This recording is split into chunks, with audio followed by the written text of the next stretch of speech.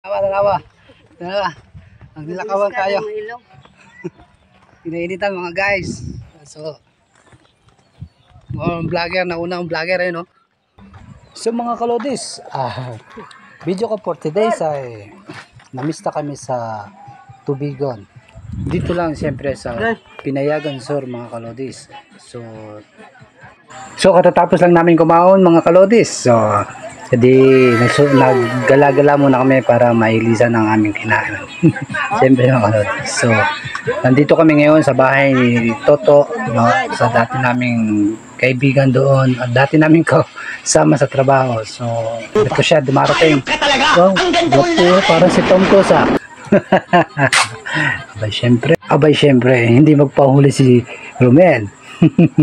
Samot si Mrs. nakatanaw, hindi naman sumayaw.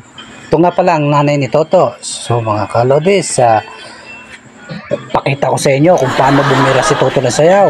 At samot si Romel, hindi rin po nagpatalo si Mrs. So ala birahe, ala sige, ala sige, birahe, ala, Siyempre, minsan naman ito magkasama itong magkaibigan at magkaibigan. Ngayon sila ulit nagkasama ng kaibigan.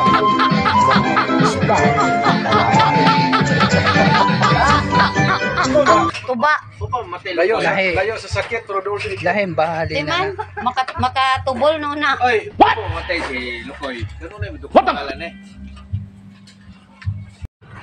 Umuwi kami, ngayon nagdaan kami mismo sa Kalapi, sa simbahan ng Kalapi mga kalodis. So ito ko, para kaming nasa Paris na simbahan po mga kalodis. So napakaganda ng simbahan, no? Simple at napakalinis. So yan ang simbahan sa Kalapi mga kalodis. So hindi na rin kami umabot ng simbahan sa Tubigon, malayo naman.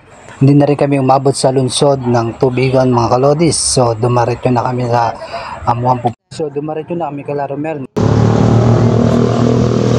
Simbahan. Lasa, nice kayo. Dapat.